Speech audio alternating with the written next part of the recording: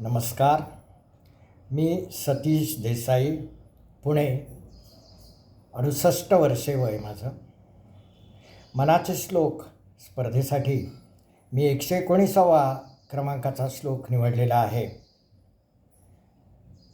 तो श्लोक या प्रकारे आहे. अजामेळ पापी तया अंत आला, कृपाळूपणे तो जनी मुक्त केला. अनाथासी आधार हा चक्रपाणी, नुपेक्षी कदा देव भक्ताभिमानी. अजामेळाचा उल्लेख 95व्या श्लोकामध्ये सुद्धा आलेला आहे. अजामेळ पापी तया अंतरात्मा, तया अंत आला. अजामेळ, त्या अजामेळाची गोष्ट आपल्या सगळ्यांना माहीतच आहे. परंतु मला जे सांगायचं आहे की आत्ता ह्या समाजामध्ये, ह्या जगातामध्ये आजूबाजूचं मुक्त वातावरण आणि टी व्हीवरील सिरियल्स, संध्याकाळनंतर मोबाईलमध्ये येणारे व्हिडिओ क्लिप्स वगैरे, ह्या सगळ्या वातावरणामुळे आणि एक प्रकारचं प्रदूषण म्हणता येईल आपल्याला, असं जे पसरलेलं आहे, त्यामुळे कुठल्याही सदाचारी माणसाचं मनसुद्धा विचलित होतं आणि साहजिक आहे, विचलित होतं.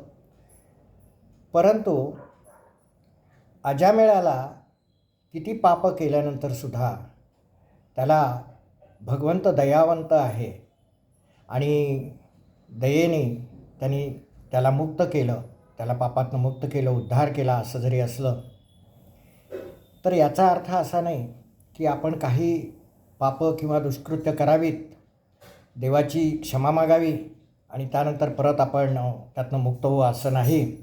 तर त्यासाठी जसं आपण बोलतो त्याप्रमाणे वागलं पाहिजे, तरच देव आपल्याला त्यातनं मदत करू शकतो.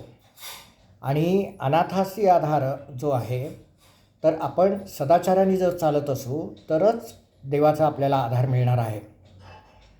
आणि अशा प्रकारे जेव्हा बोले तैसा चाले, तेव्हा त्याची वंदावी पावले म्हणतात. तर अशा प्रकारे आपण सदाचाराने वागलो तरच देव आपल्याला मदत करतो आणि ह्यातून आपण मुक्त होऊ शकतो. शेवटी नामस्मरण हे महत्त्वाचं आहे. नामाची कास धरली की देव लांब नाही किंवा मुक्तीचा मार्ग लांब नाही. अनुराधाताईंनी ह्या व्यासपीठाद्वारे आम्हाला आमचे विचार करण्याची, विचार मांडण्याची आम्हाला संधी दिली, त्याबद्दल आभारी आहे. जय जय रघुवीर समर्थ.